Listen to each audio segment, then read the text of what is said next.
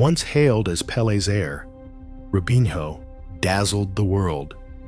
Then everything unraveled, and his legal downfall shook football to its core. How did a prodigy with 99 Brazil caps, record-breaking transfers, and over 200 goals lose everything? Not to injury, but to disgrace? The truth behind his rise and catastrophic fall is not what you expect. In São Vicente, a coastal city edged by the Atlantic, football was more than a pastime. It was a way out. Robinho, born Robson de Souza, stood out from the very start. By age 12, local coaches and even seasoned players spoke his name with a kind of certainty usually reserved for legends. In 1996, Pele himself called Robinho his heir. The label stuck, and so did the weight of expectation. On narrow streets and crowded futsal courts, Robinho's feet moved faster than most could follow. That first indoor season, he scored 25 goals, gliding past defenders with a blend of balance and imagination that felt untaught. Neighbors watched him play and began to believe they were seeing something rare. In a town where opportunities were scarce, Robinho's rise offered a glimpse of hope. His family, rooted in modest means, rallied around him. They shielded him from the distractions and dangers that often pulled talented kids away from the game. But the attention grew. Scouts from Santos, one of Brazil's storied clubs, arrived before Robinho turned 15. He joined their youth academy and quickly dominated, winning national tournaments and earning headlines before he was old enough to drive. On the pitch for Santos, he played with a confidence that belied his age. In the 2002 and 2004 seasons, he helped lead the club to 2 national championships. At just 19, he was already the player opponents feared most, the one who could decide a match in a single moment. But even as his fame soared, life off the field brought challenges. In 2004, his mother was kidnapped and held for 6 weeks. The ordeal rattled his family and cast a shadow over his brightest year. Still, Robinho returned to football with the same energy, channeling personal pain into performance. By his late teens, he was more than a local hero. He was a national sensation, and the world was beginning to watch. Robinho's transfer to Real Madrid in 2005 commanded a fee of £32.5 million. At the time, a record for a Brazilian export. The number alone placed him among the most valuable players in the world, a living asset whose worth was measured not just in goals, but in global marketing and shirt sales. Madrid unveiled him as the next Galactico, a player expected to deliver both brilliance and commercial returns. He didn't wait long to justify the price tag. In his first weeks at Manchester City, after another high-profile move, Robinho scored a hat-trick against Stoke City. The performance sent a message. He could turn hype into output on the pitch. For a while, the numbers followed.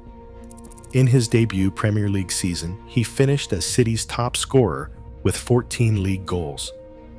At Real Madrid, he played 37 matches and scored 14 times in his first campaign, helping the club to 2 La Liga titles during his stint. Robinho's value extended beyond club football. For Brazil, he earned 99 caps and scored 28 goals, a tally that stretched across 2 World Cups, 2 Confederations Cups, and a Copa America triumph. He became a fixture in the national team, often the player coaches turned to when a game demanded something unpredictable.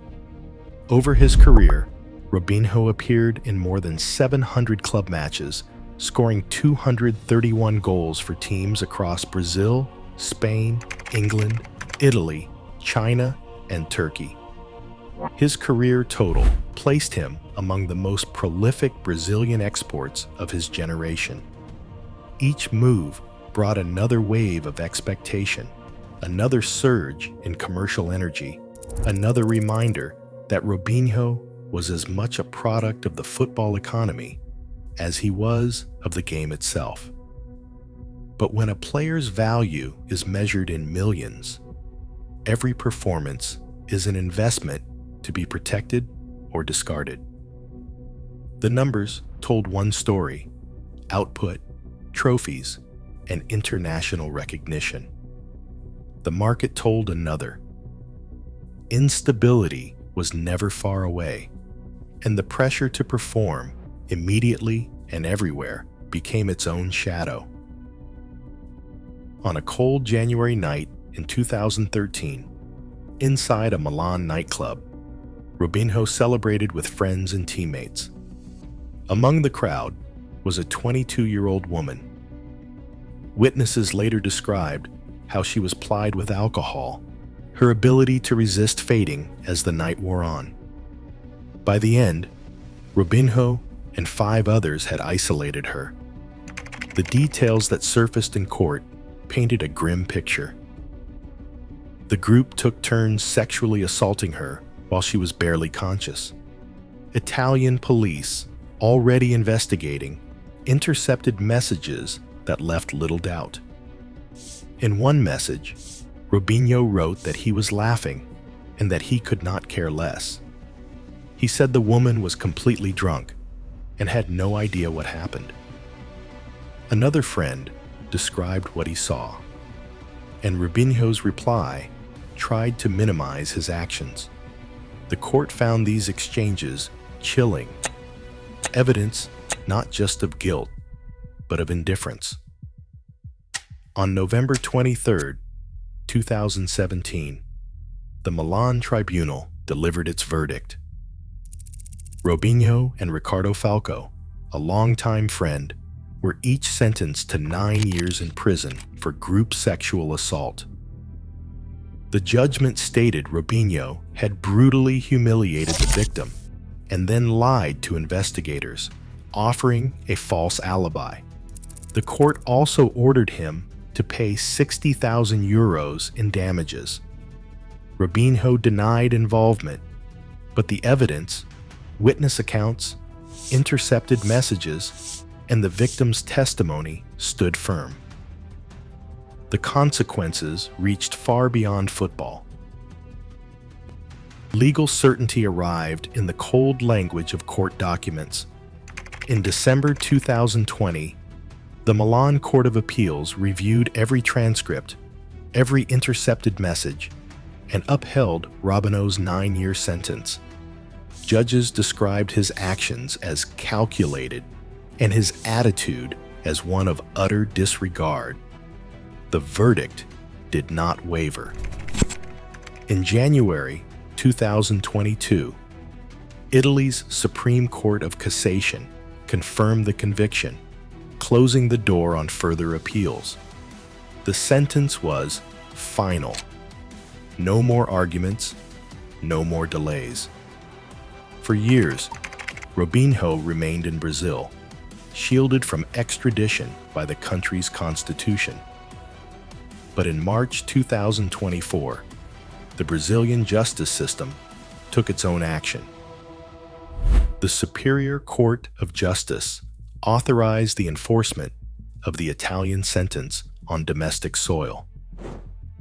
Robinho, once protected by borders, now faced the reality of a prison term at home. The process was clinical. The court recognized the foreign ruling, and Robinho began serving his 9-year sentence under Brazilian jurisdiction. There was no ceremony, no final plea. The legal process ended with a signature and a date. For Robinho, The sentence was no longer a distant threat. It became a daily fact. The conviction, once challenged at every level, now stood as an unmovable part of his story. Santos announced Robinho's return in October 2020, hoping nostalgia might outweigh controversy. Instead, sponsors responded within hours. Orthopride, a leading dental chain and one of the club's main backers, pulled out immediately, citing a zero-tolerance policy for violence against women. Other partners threatened to follow. Fans organized online campaigns and demanded the club reconsider. Faced with financial loss and public outcry, Santos rescinded Robinho's contract just 6 days after signing him. The backlash was not limited to Brazil. Headlines around the world questioned why any club would take the risk. Robinho's name, once linked only to skill and flair, now carried a warning. For sponsors, association with him became a liability. The message from the business side of football was clear. Off-field conduct mattered more than ever, and reputation could not be separated from the brand. Long before the Italian conviction, questions had already surfaced. In November 2009, while playing for Manchester City, Robinho was arrested in England after a woman accused him and 2 others of sexual assault at a nightclub. Police investigated, but the Crown Prosecution Service dropped the case, citing insufficient evidence. Robinho was never charged. Still, the episode added to the growing sense that his career was shadowed by more than just inconsistency on the pitch. By the end, clubs, sponsors, and fans all drew their lines.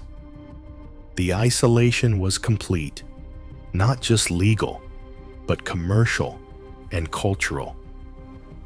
For Robinho, the doors that once opened so easily had finally closed, with no sign they would ever open again.